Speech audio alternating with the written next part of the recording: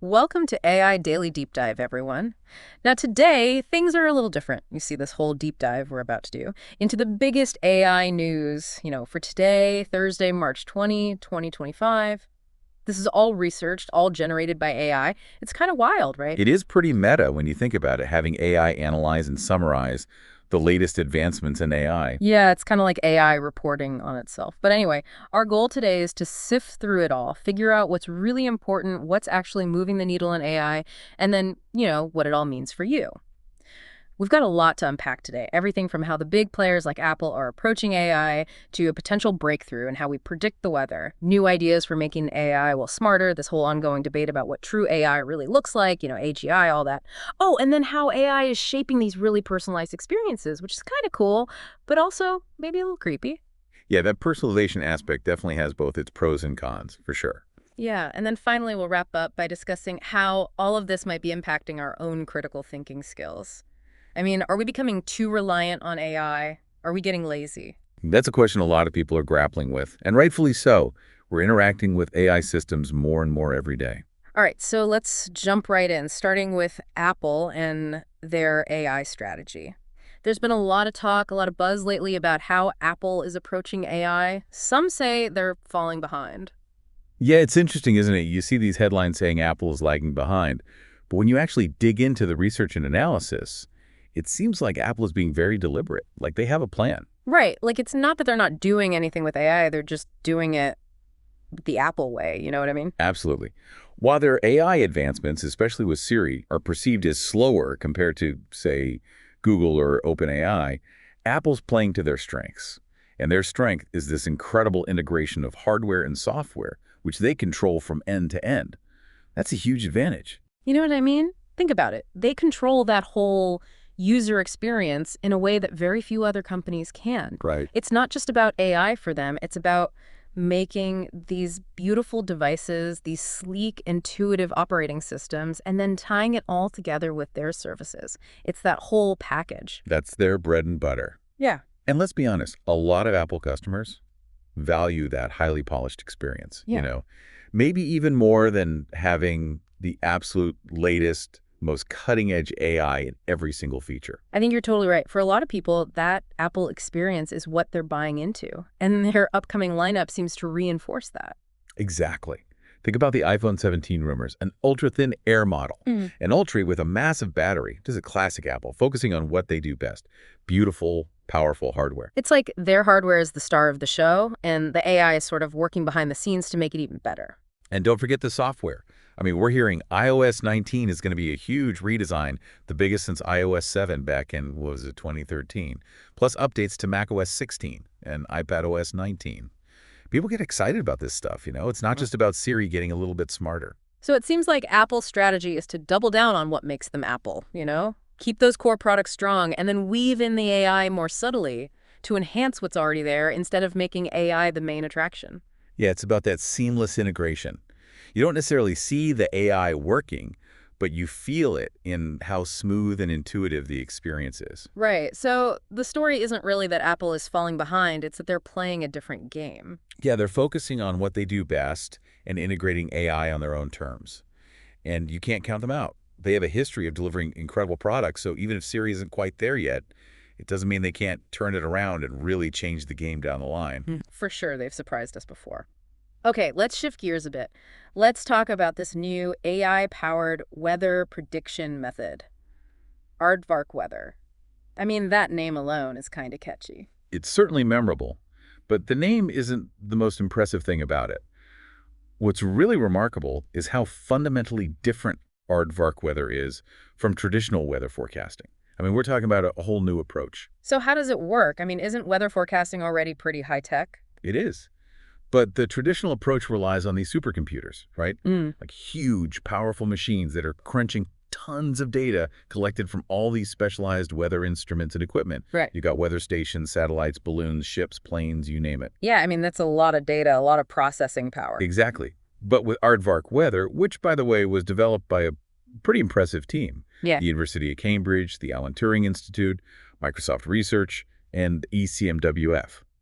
So what they've done is they've trained AI models directly on the raw weather data from all those sources. So it's like they've cut out the middleman. So instead of having all these complicated steps and calculations, the AI is just learning directly from the raw data. Right. And the results are pretty amazing. We're talking about potentially thousands of times less computing power needed and predictions that are tens of times faster. Wow, that's a huge improvement. It is.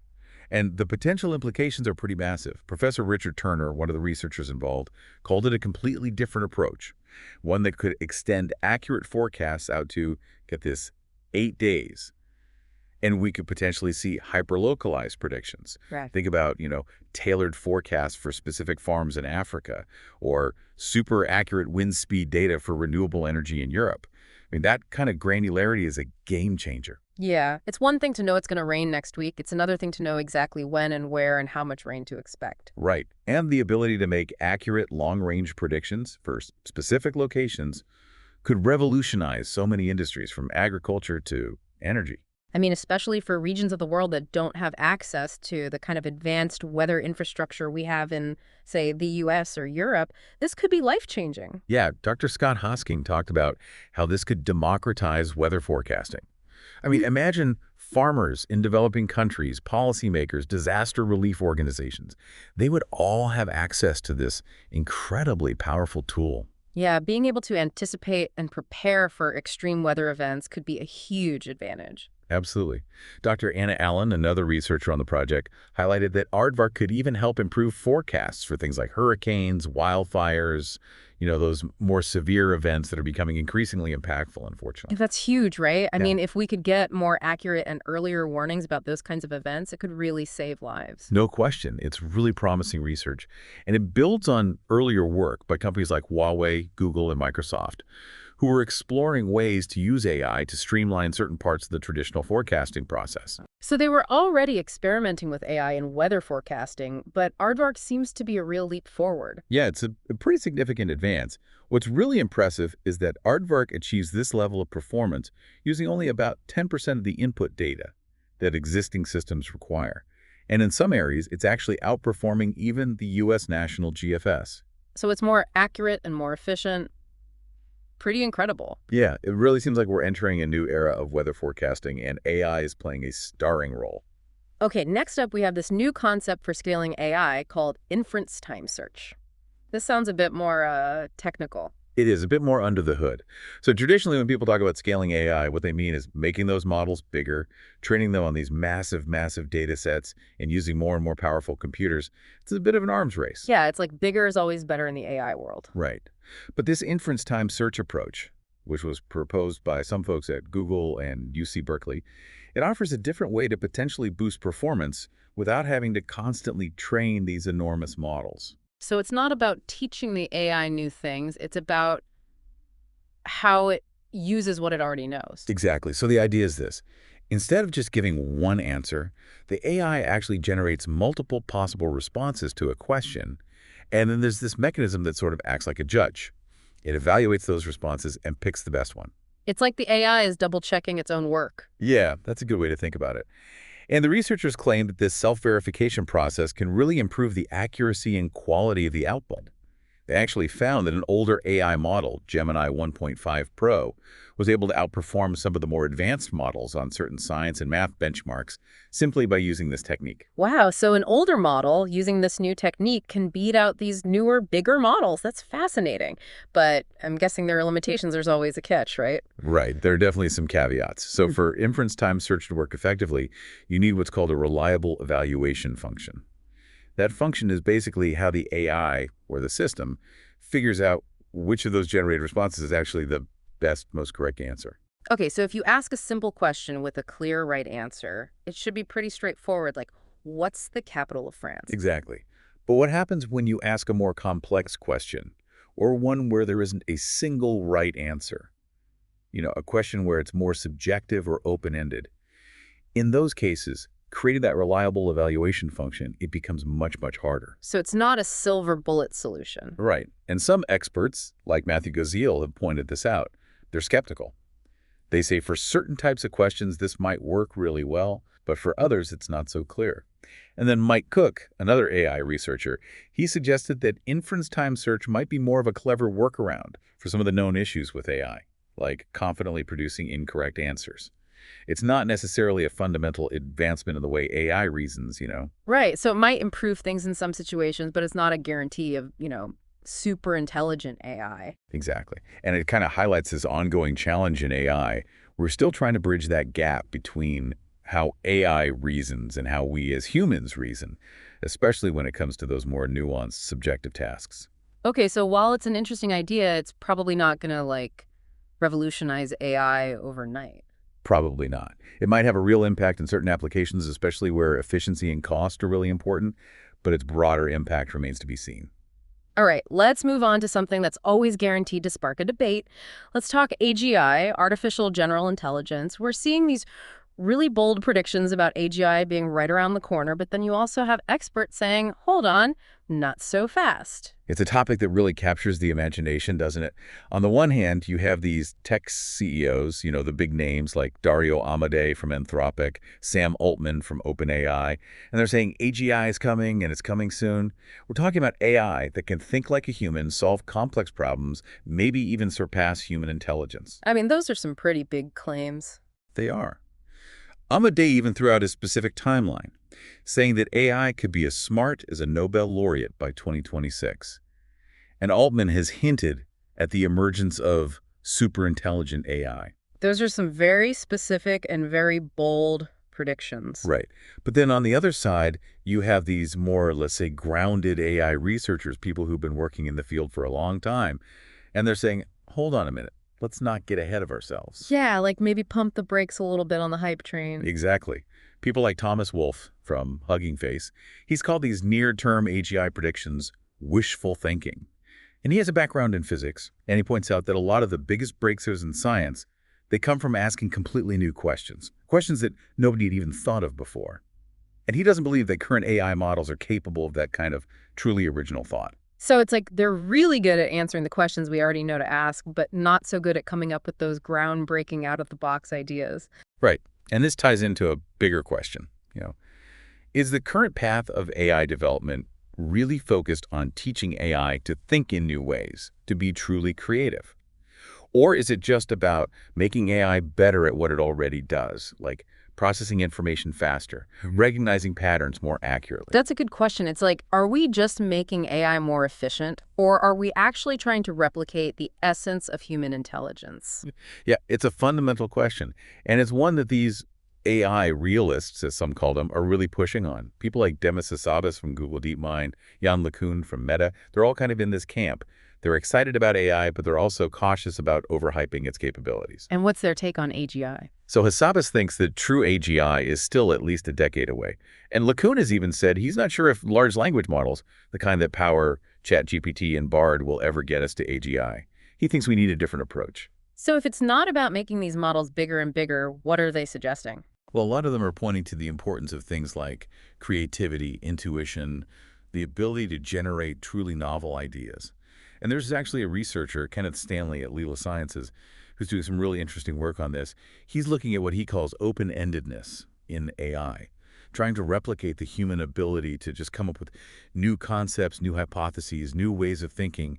And his ultimate goal is to kind of automate the scientific process. Imagine AI helping us make those big scientific breakthroughs. That's a really ambitious goal, but it makes sense. I mean, we're still so far from replicating that human spark of creativity. Right. And the realists are arguing that instead of just focusing on making AI more efficient at reasoning, we need to start focusing on these more elusive, subjective aspects of human intelligence. How do we replicate intuition, that gut feeling that leads to a new discovery? How do we teach AI to be curious, to explore new ideas just for the sake of exploring? It's like we can teach AI all the facts and rules, but it's that spark of originality that's still missing. Exactly. So they're not saying that we should stop working on AI. They're just saying, let's be realistic about what AI can and can't do, and let's focus on those areas where AI really struggles, like creativity, subjective judgment, common sense. It's a good reminder that AI is still very much a work in progress. It is, Yeah. and that we should be thoughtful and critical about how we develop it and integrate it into our lives. Okay, let's talk about something that's becoming more and more relevant to all of us, the personalization economy. AI is really driving a lot of this, right? Oh, absolutely. AI is completely changing how businesses interact with customers.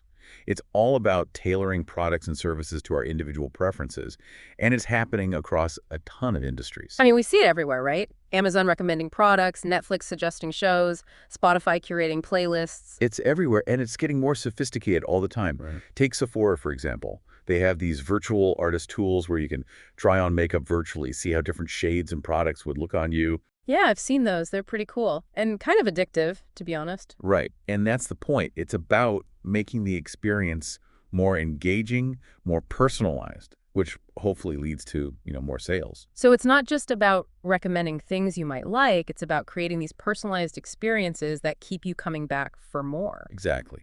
And it's not just retail and entertainment either. We're seeing this trend in finance, healthcare, education, you name it. What are some examples of personalization in those areas? I mean, those seem pretty different from, like, recommending a new pair of shoes. They are, but the principles are similar. In finance, you have things like personalized investment advice, like what Betterment does. They use algorithms to tailor portfolios to your individual risk tolerance and financial goals. And in healthcare, it's becoming increasingly common to see AI-powered symptom checkers, like Ada Health. Yeah, those are pretty popular. I mean, I've definitely used them myself. Right. And while they're not a replacement for a doctor, they can offer some personalized guidance and maybe even help you decide whether you need to see a doctor in the first place. Right, and then there's the whole world of personalized medicine. Yeah, that's where it gets really exciting. Companies like Tempus are using AI to create personalized cancer treatments, tailoring them to an individual's unique genetic profile. And we're seeing big pharmaceutical companies like Pfizer and Moderna using AI to accelerate the development of new drugs. It's like instead of a one-size-fits-all approach, AI is helping us create treatments and therapies that are specifically designed for each individual. Exactly. And even in education, you have platforms like Duolingo and Coursera that use AI to adapt to how quickly you learn, what your strengths and weaknesses are, what your learning style is. So it's about creating a more customized learning experience. That's pretty cool. It is. And for businesses, this is a huge opportunity. I mean, if you can use AI to understand and anticipate what your customers want, what they need, you have a huge advantage. You can offer the right products at the right time. You can create those personalized experiences that keep them loyal. And you can even predict future trends and adapt your business accordingly. So it's not just about making more money, it's about staying ahead of the curve. Right. I mean, think about dynamic pricing, for example. Some companies are using AI to adjust prices in real time based on individual customer data, demand, even things like the weather. It's all about optimizing for the best outcome. And this is happening across a ton of industries, right? Oh, yeah. From personalized footwear with Nike to financial advisors adjusting their strategies based on AI insights, this trend is only going to accelerate. AI-powered personalization is becoming table stakes for any business that wants to stay competitive. It's interesting, though, because there's a bit of a tension here. I mean, on the one hand, it's great to get personalized recommendations, to have experiences tailored to our needs. But then on the other hand, it feels a bit, I don't know, intrusive. Like, are we giving up too much data? Are these algorithms manipulating us in ways we don't even realize? Yeah, there are definitely some valid concerns there. I mean, the whole issue of algorithmic bias is a big one. We've seen examples where AI systems have been shown to perpetuate existing biases, like Amazon's hiring tool that was biased against women, or Facebook's ad targeting that was discriminatory. Right. So even though AI is based on data, that data can reflect existing biases in society, and then those biases can be amplified by the algorithms. Exactly. And then there's the privacy issue. I mean, how much data are we comfortable sharing? Who has access to that data? How is it being used? These are questions we all need to be asking. It feels like it's getting harder and harder to maintain any sense of privacy in this digital age. It is a real challenge. And for smaller businesses, it can be tough to even implement these AI-driven personalization tools. Yeah. I mean, they require significant resources and expertise. But companies like Apple and Google are trying to make it easier with their developer tools. And we also have regulations like GDPR in Europe that are trying to protect consumer privacy. So there's definitely a push to make sure that AI is being used ethically and responsibly. Yeah, and this is going to be an ongoing conversation. It's a balance between the convenience and benefits of personalization and the potential risks to privacy and fairness. Right. And it's not just happening online. We're starting to see AI-driven personalization in the physical world, too. Yeah, I was just reading about how some restaurants are using AI to personalize their menus, showing you different options based on your past orders, your dietary preferences, even the time of day. And then you have smart homes that are adjusting temperature, lighting, even music based on your mood and your routines. It's cool, but also kind of creepy, right? Like Big Brother is watching, but it's an algorithm. Right. And then you have the whole metaverse thing, which is essentially a giant personalized virtual world. I mean, that just takes the whole personalization thing to a whole other level. It does. And it raises even more questions about privacy, security, and how much control we really have over our own data and our own experiences. But the bottom line is AI-driven personalization is here to stay. Yeah. It's changing how we shop, how we learn, how we interact with the world around us. It's not just a trend, it's the future. It's up to us to make sure that future is one where AI is being used to enhance our lives, not exploit us. Well said. Okay, ready for our last topic? Let's do it. Okay, this is a big one. How is AI impacting our critical thinking skills? I'm a little nervous to even talk about this, to be honest. Yeah, it can be a bit unsettling. So first, let's define what we mean by critical thinking. It's basically the ability to analyze information, evaluate arguments, solve problems, make decisions in a way that's clear, rational, and evidence-based. And it's super important for innovation, for effective communication, for just navigating life in general. Yeah, I mean, it's how we make sense of the world around us. Exactly. But the concern is that as we rely more and more on AI tools like ChatGPT for writing, GitHub Copilot for coding, that we're basically outsourcing our thinking. And that might be leading to a decline in our own critical thinking skills. So the argument is that we're becoming mentally lazy. Yeah, some people are saying that. There's this term cognitive offloading, where we're basically using external resources to reduce the load on our own working memory. It's like instead of remembering a phone number, we just save it in our contacts. Or instead of doing mental math, we use a calculator. Right. And to be fair, this isn't a new phenomenon. People were worried about this back when writing was invented. Socrates actually thought that writing would make people forgetful because they wouldn't have to rely on their own memory anymore. And then with the internet, there were concerns about how it would impact our ability to focus, to remember information, to really comprehend what we're reading. Yeah, I remember those debates. And now it's AI that's raising those same concerns, but on a maybe even larger scale. Right. And the pace of adoption is much faster with AI than it was with earlier technologies. So the question is, are we prepared for this shift? Are we evolving alongside the technology, or are we losing something fundamental in the process? So what does the research say? Is there any evidence that AI is actually making us dumber? Well, it's complicated. There's a theory called cognitive load theory, and it suggests that while offloading some tasks to AI can free up mental resources in the short term, in the long term, if we become too reliant on those tools, the parts of our brain responsible for those tasks might actually weaken. It's like if you never exercise a muscle, it eventually atrophies. So if we let AI do all our thinking for us, are we essentially letting those mental muscles atrophy? That's the worry. But it's not a foregone conclusion. Some experts argue that AI isn't making us less intelligent, it's just changing what it means to be intelligent. Maybe the new benchmarks of intelligence will be things like the ability to discern truth from falsehood in a world of information overload, to adapt quickly to change, to effectively leverage AI insights to make better decisions. So it's not about whether we can remember facts and figures anymore. It's about how we use the tools available to us, including AI, to solve problems and make sense of the world. Right. And I think the really crucial point here is, are we aware of the potential risks? Are we having these conversations? Are we teaching kids how to use AI responsibly, how to think critically, even in an AI-powered world? Yeah, it's not about rejecting AI. It's about using it in a way that enhances our abilities, not diminishes them. Okay, so to wrap up our AI Daily Deep Dive, we talked about how Apple is approaching AI, focusing on that seamless integration with their hardware and software, rather than trying to win the AI arms race. We discussed the potential of Aardvark Weather to revolutionize weather forecasting, making it more accurate, more efficient, and more accessible. We explored the concept of inference time search, a new way to potentially scale AI without just making those models bigger and bigger. We debated the different perspectives on AGI, from the optimists who think it's just around the corner to the realists who are saying, hold on, let's be realistic about the challenges.